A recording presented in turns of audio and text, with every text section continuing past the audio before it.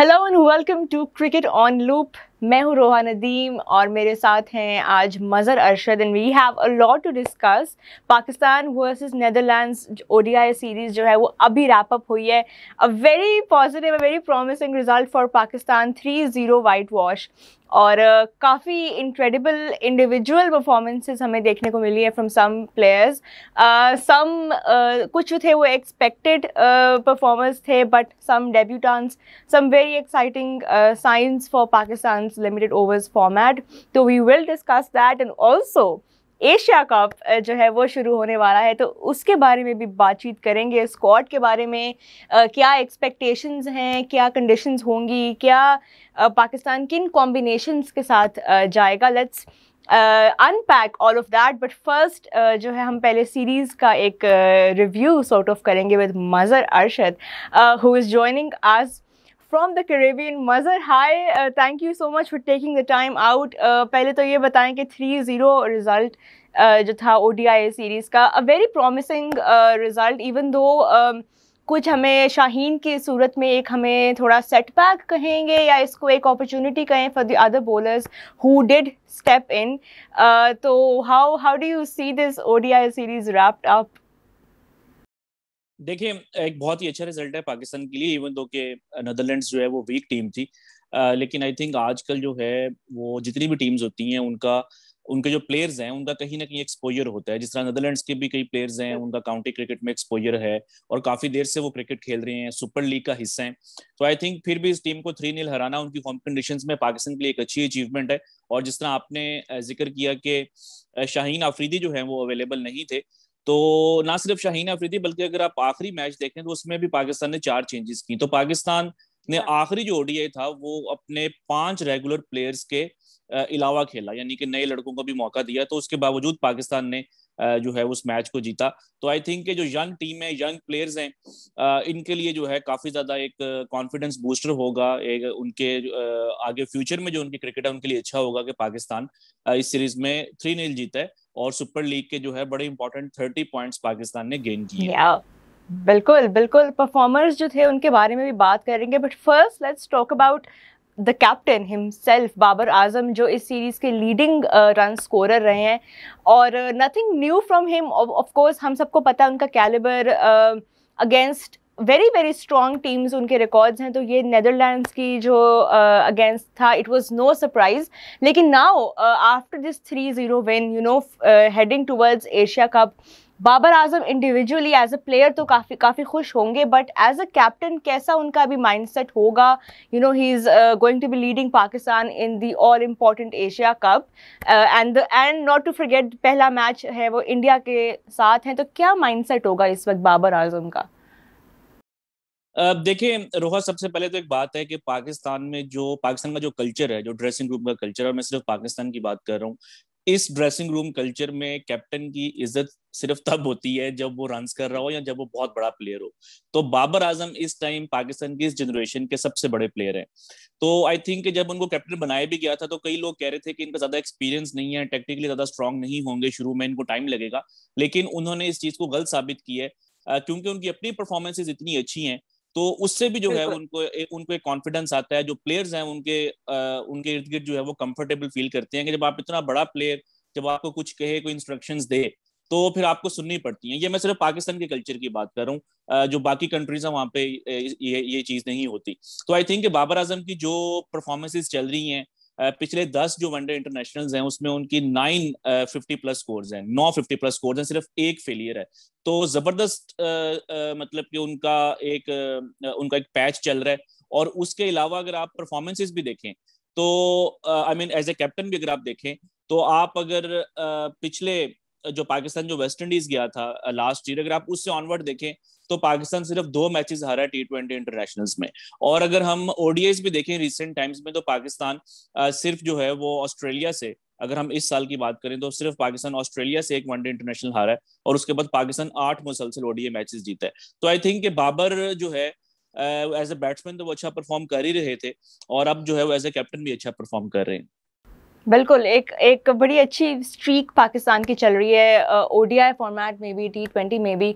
मज़र बाबर के बारे में तो चलें एक्सपेक्टेड था, because you know he is one of the greatest players of modern cricket. But apart from him, Naseem Shah के बारे में अगर हम बात करें, यू नो कुछ महीने पहले तक we considered him to be just a red ball player, एक हमारे पास बड़ा अच्छा एसेट था उनकी शक्ल में। बट अब जो है लिमिटेड ओवर्स में भी यू नो एक्सपेक्टेड था, I mean we knew he would do well, but did you think he would do that well? मतलब अपनी डेब्यू सीरीज में 10 विकेट्स उन्होंने खाली 3 मैचेस में लिए हैं, तो उनके लिए भी एक बड़ा ड्रीम स्टार्ट है ओडीआई क्रिकेट में। आई थिंक पाकिस्तान की अगर हम हिस्ट्री देखें तो कोई भी ऐसा बॉलर नहीं है जिसने के पहले 3 मैचों में 10 आउट किए हों, पहले 3 ओडीआईज में। अब्दुल कादिर ने इससे पहले जो है वो 9 आउट किए थे। और अगर मैं मजीद जो है इसमें कुछ स्टैट्स ऐड करूं तो 19 साल की एज के अंदर उनका टेस्ट क्रिकेट में भी 5 विकेट हॉल है, और अब ओडीआई क्रिकेट में भी है। और अगर हम दुनिया की हिस्ट्री देखें तो जो टीन एजर्स हैं जिन्होंने टीन एज के अंदर जो है दोनों फॉर्मेट्स में 5 आउट किए हों, तो वो सिर्फ 4 बॉलर्स हैं। एक नसीम शाह है, शाहीन अफरीदी हैं, वसीम है और वकार है। चारों जो है पाकिस्तान से हैं। तो आई थिंक जैसे आपने बात की कि पहले उनको वाइट बॉल स्पेशलिस्ट समझा जाता था, आई थिंक कि पिछले 1 साल में जिस तरीके से उन्होंने व्हाइट बॉल क्रिकेट को सीरियसली लिया है, सॉरी पहले उनको जो है वो टेस्ट क्रिकेट में रेड बॉल, स्पेशलिस्ट जो है हाँ वो जी। समझा जाता था। तो लेकिन पिछले 1 साल में I think starting from the CPL वो सेंट किट्स के लिए जब आए थे तो उस टाइम भी जो है उनकी जरा फॉर्म खराब थी, और सेंट किट्स शायद उनको किसी स्टेज के ऊपर ड्रॉप भी करने लगा था सीपीएल से, क्योंकि वो रन्स कंसीड कर रहे थे और विकेट्स नहीं ले रहे थे। लेकिन फिर उनकी टीम ने उनको बैक किया, और नसीम शाह बिल्कुल ने हमारे यहाँ जो हमने उनका एक इंटरव्यू किया था ड्यूरिंग पीएसएल, और उसके अंदर उन्होंने इस चीज का बताया कि सेंट किट्स के ड्रेसिंग रूम में जो है उनको बड़ा जो है मोटिवेट किया गया, और वो उनके करियर का एक टर्निंग पॉइंट था कि वो प्लेऑफ्स में जो है उन्होंने जितवाया उनकी टीम को, चैंपियन बनवाया। फिर उसके बाद पाकिस्तान में वो नेशनल टी20 में अच्छा खेले, पीएसएल में अच्छा खेले। तो अब उसके बाद जो है फिर बिल्कुल पाकिस्तान की टीम में जो है वो सिलेक्ट किया गया, और अब परफॉर्मेंसेज आपके सामने है। तीन बिल्कुल। मैचेस में 10 विकेट्स और आखिरी मैच में 5 विकेट्स लेकर मैच जितवाना, आई थिंक बहुत जबरदस्त परफॉर्मेंस है नसीम शाह की। और बड़ा ज़बरदस्त ये डिसीजन था to have him in the limited overs, और there is very little that he requires improvement on. अभी बिल्कुल अभी ये अच्छी उनकी लेंथ भी बहुत अच्छी करा रहे हैं, बस थोड़ा सा उनका वो जो स्टेपिंग ओवर द लाइन का थोड़ा इशू आ रहा था। लेकिन apart from that I think he is definitely on the right track. And Mazhar अभी आगे बढ़ते हैं, एशिया कप के बारे में थोड़ी बात करते हैं, since we are discussing Pakistan fast bowling. तो हसनैन, मोहम्मद हसनैन जो है, he has been called in as a replacement for Shaheen Shah Afridi. अब ये एक मतलब एग्जैक्टली आप कहें ना, अगर के बैलेंस्ड शायद रिप्लेसमेंट नहीं है, कंसिडरिंग कि कितने बड़े शूज़ फिल करने हैं अभी हसनैन को, बट एक बड़ा अच्छा मौका है उनके पास, and a lot of critics to prove wrong. तो क्या लगता है आपको? पहले तो इस सिलेक्शन के बारे में बताएं, बिकॉज जब अनाउंस हुआ था कि शाहीन नहीं खेलेंगे एशिया कप, तो काफ़ी नाम हमें सुनने में आ रहे थे कि perhaps Hasan Ali, perhaps even Mir Hamza, Wahab Riaz, even Amir, तो ये काफ़ी नाम हमें पढ़ने में आ रहे थे। लेकिन what do you make of this selection Mohammad Hasnain? देखें रोहा, जब उनका बॉलिंग एक्शन रिपोर्ट हुआ था बिग बैश में, उससे पहले अगर आप देखें तो हसनैन पाकिस्तान की वाइट बॉल सेटअप का रेगुलरली हिस्सा थे, वनडेज में भी टी20 में भी, लेकिन उनको अपॉर्चुनिटीज नहीं मिलती थी। बल्कि अगर आप टेक्निकली देखें तो इस टाइम जो करंट पाकिस्तान का पेस अटैक है, इन टर्म्स ऑफ एक्सपोजर सबसे ज्यादा जो एक्सपीरियंस है वो हसनैन के है, क्योंकि he is the only one in the current fast bowling attack जिसने कि 29 के वर्ल्ड कप में पाकिस्तान की टीम के साथ टूर किया था। 29 के वर्ल्ड कप में वो इंग्लैंड गए थे, लेकिन उनको वहां पे कोई मौका नहीं मिला। तो काफी देर से पाकिस्तान के सेटअप का हिस्सा थे। तो अब क्योंकि उनका एक्शन क्लियर हो गया, तो पहला तो राइट उन्हीं का बनता था। दूसरा जो एक इंपॉर्टेंट बात है वो ये है कि maybe in UAE he is unlikely to find a place in the 11, या क्योंकि हारिस रऊफ, नसीम शाह और मोहम्मद ऑलरेडी वसीम के अच्छी साथ ही खासी पाकिस्तान। हमारी स्ट्रेंथ है पेस बॉलिंग की। जी, या आई थिंक पाकिस्तान हारिस रऊफ, नसीम शाह और मोहम्मद वसीम जूनियर के साथ ही जाएगा। मुझे जो या एक फीलिंग आ रही है, आई होप कि आई एम रॉन्ग, वो ये है कि शायद पाकिस्तान हसनैन को वर्ल्ड कप को जेन में रख के जो है टीम में लेकर आया है, क्योंकि उनका बिग बैश में अच्छा रिकॉर्ड था, और वहां पे जो है वो काफी इफेक्टिव बॉलर हो या सकते हैं। तो इन वर्स्ट केस सिनेरियो, खुदा ना खास्ता अगर शाहीन अफरीदी वर्ल्ड कप के लिए भी अवेलेबल नहीं होते, क्योंकि अभी तक कोई डिटेल्स नहीं आई इस तरह की, अगर वो ये हो जाता है तो फिर जो है हसनैन एक बहुत अच्छी रिप्लेसमेंट होंगे। बट यूएई में आई डोंट थिंक के इवन दो कि उनको होना चाहिए, आई थिंक उनकी सिलेक्शन ठीक है, बट आई थिंक कि शायद उनका प्लेइंग 11 में आना जो है मुश्किल है, क्योंकि शाहनवाज दहानी भी अभी बेंच के ऊपर बैठे हुए हैं। ऐसा ही है, ऐसा ही है। और उनका हसनैन का जो है वो होम रिकॉर्ड भी उनका अच्छा है, नॉट जस्ट बिग बैश का, बट उनकी हैट्रिक है यहाँ पे लाहौर में उन्होंने ली। उनके पास एक अच्छा डोमेस्टिक का भी एक्सपीरियंस है, प्लस होम रिकॉर्ड भी। तो शायद हमें इंग्लैंड के खिलाफ भी वो टीम में उस तरह से, if he does not get enough chances in Asia cup, let's hope कि we get to see more of him. और उनका जो एक रीमॉडल एक्शन है, जो कि अभी एक और थोड़ी बहुत कंट्रोवर्सी का शिकार हुआ था वो action, once again I don't know why, ये एक अजीब कंफ्यूजन है जो कि नहीं होना चाहिए था। बट खैर अच्छी बात ये है कि हमारे पास बेंच स्ट्रेंथ काफ़ी ज़्यादा है for Asia cup. And let's talk more about the current, हमारा जो स्क्वाड है एशिया कप का। हमें ये तो पता है कि नंबर हमारे जो टॉप 2 हैं, टॉप 3 हैं T20 में, वो कौन है। But if you move ahead, क्या लगता है आपको मिडिल ऑर्डर के लिए बाबर आजम के माइंड में क्या ऑप्शंस है, considering we have Haider Ali, Khushdil Shah, Iftikhar Ahmed, क्या लाइकली ऑर्डर बन रहा है ख़ास तौर पे for the match against India? देखिए रोहा, आई थिंक पाकिस्तान की जो सारी बैटिंग लाइनअप या जो आपका एक प्लेइंग 11 है वो सॉर्टेड है। फास्ट बॉलर्स का भी आपको पता है कि 3 जो है वो आपके नसीम, वसीम और हारिस रऊफ हैं। स्पिनर्स का भी पता है कि शादाब और नवाज हैं। टॉप ऑर्डर का भी पता है कि रिजवान, बाबर और फखर हैं। पावर हिटर्स आपके खुशदिल शाह और आसिफ अली हैं। सिर्फ एक जो पोजीशन जिसके ऊपर डाउट है वो नंबर 4 है, जिसकी कि आपने निशानदेही की। उसमें हैदर अली ऑप्शन हो सकते हैं और इफ्तिखार अहमद हो सकते हैं। इन दोनों के दरमियान टेसल होगी कि वो कौन। मुझे ये लग रहा है कि अगर आप बाबर आजम का माइंडसेट देखें कि आगा सलमान को टेस्ट मैचेस भी खिलाए गए और अभी ओडीएस भी खिलाए गए, क्योंकि वो एक 6th बॉलिंग ऑप्शन है। एक कैप्टन के लिए छठा बॉलर होना बड़ा इंपॉर्टेंट होता है, क्योंकि अगर आपके किसी एक बॉलर का बुरा दिन जा रहा है लिमिटेड ओवर्स क्रिकेट में, तो आपकी ये ख्वाहिश होती है कि एक ऐसी ऑप्शन हो जो कि आगे 2-4 ओवर्स वहां पे कर सके। तो आई थिंक के इफ्तिखार जो है ना वो उस रोल को फिल करते हैं। एक तो बैट्समैन भी वो ठीक है, इन कंडीशंस के अंदर थोड़ा उनका एक्सपीरियंस भी ज्यादा है। और जो उनका वो एक बॉलिंग का एडवांटेज, आई नो कि लोगों के जिन में होगा कि खुशदिल शाह भी बॉलिंग कर सकते हैं, लेकिन बाबर आजम शायद खुशदिल पे उस तरीके से इतना ट्रस्ट नहीं करते जितना कि रिजवान मुल्तान सुल्तान में करते थे। अभी तक खुशदिल शाह ने इंटरनेशनल क्रिकेट में कोई खास बॉलिंग नहीं की। तो मुझे ये फीलिंग आ रही है कि पाकिस्तान नंबर 4 के ऊपर इफ्तिखार को खिलाएगा, क्योंकि वो जो है बॉलिंग भी कर सकते हैं। चलें, अभी तो कुछ दिन हैं टू फिगर आउट कि क्या, क्योंकि अभी 28 को पहला मैच है पाकिस्तान का against India. So till then we have some days to really ponder, ख़ास तौर पे जो फैंस हैं उनके क्या थॉट्स हैं। बड़ा इंटरेस्टिंग टाइम चल रहा है फॉर पाकिस्तान क्रिकेट।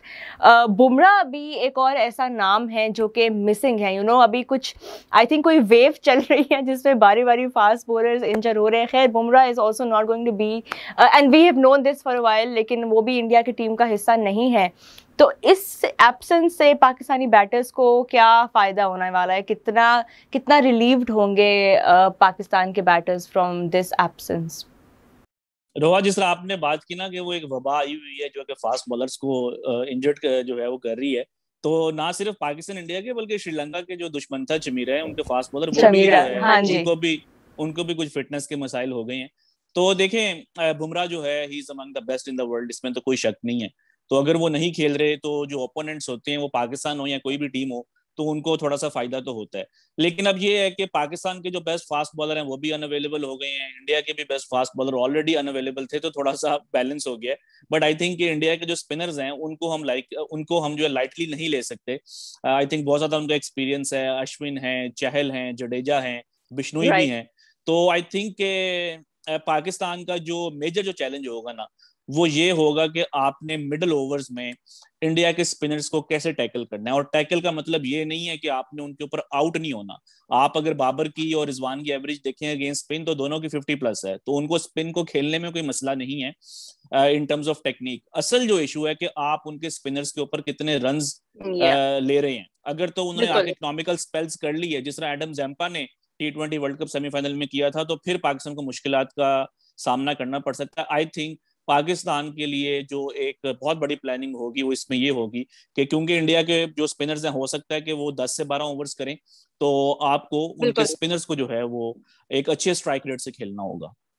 बिल्कुल, ये तो हमें पता ही है कि टॉप ऑर्डर की तरफ से शायद हमें उतनी मुश्किलात ना हो, क्योंकि इतना ज़बरदस्त पेयर है, इतना कंसिस्टेंट पेयर है टॉप ऑर्डर का, पाकिस्तान का, बाबर का, रिजवान का। बट आई थिंक देखना ये होगा कि पाकिस्तान अपने रिसोर्सेज को कैसे यूटिलाइज करता है एशिया कप में, खास तौर पर शादाब खान को। He can be of a lot of use to the team, and खास तौर पे इस फॉर्मेट में the way that he's developing himself as a bowler, sorry as a batter, bowling और fielding तो हम जानते ही थे उनकी, but I think बाबर को थोड़ा सा ये देखना पड़ेगा, जैसे हमने पहले भी डिस्कस किया था कि सिचुएशनली उसको चेंज करते रहनी पड़ेगी अपना मिडल ऑर्डर, और शादाब खान के साथ बहुत उम्मीदें हैं।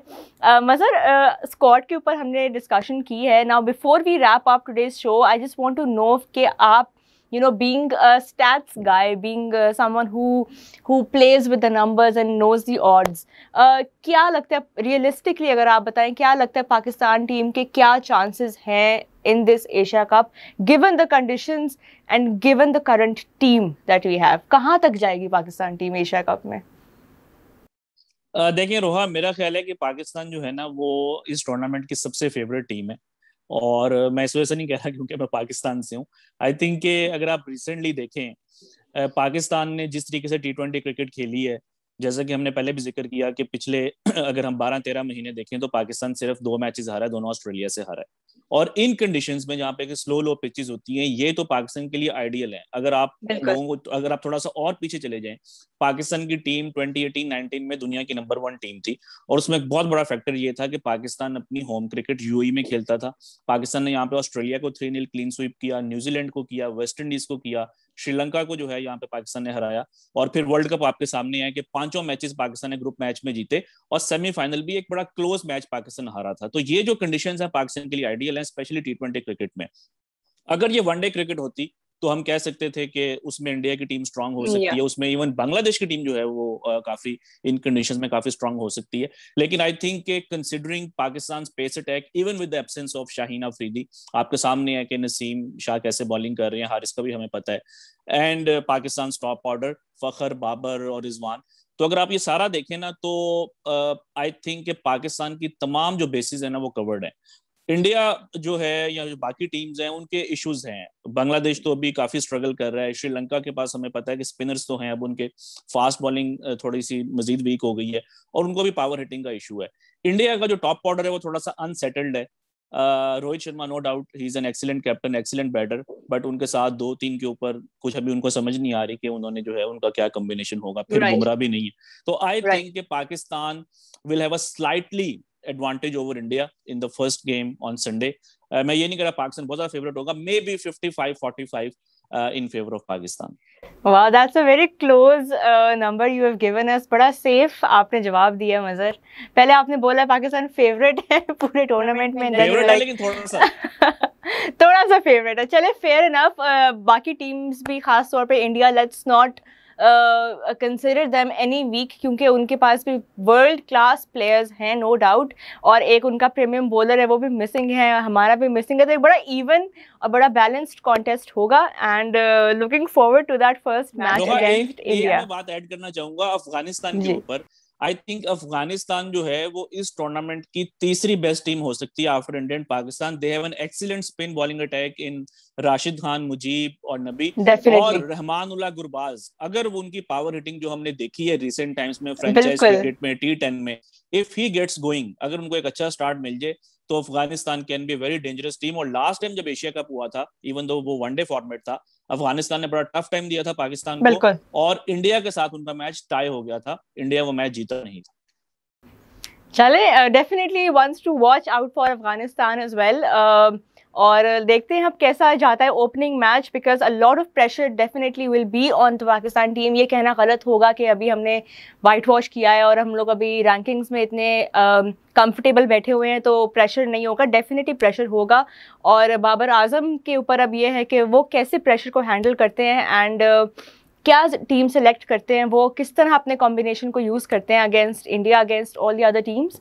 सो a lot of exciting cricket to look forward to. बहुत बैलेंस्ड रहेगा, क्लोज रहेगा, जैसे कि मज़र आपने कहा कि it will be a very very close contest. अभी कहना मुश्किल है कि कौन सी टीम ज़्यादा फेवरेट है, but I think Pakistan does look stronger, slightly stronger. तो इसी नोट पे हम जो है before we get to ahead of ourselves हम इसको रैप अप करेंगे। Thank you so much Mazhar for joining us all the way from the Caribbean. We hope you have a lovely time there and आपके साथ हम दोबारा catch up करेंगे। Thank you so much for watching cricket on loop and we're all set for the Asia Cup. We will be back with more stuff, more updates to give you guys. तब तक के लिए goodbye.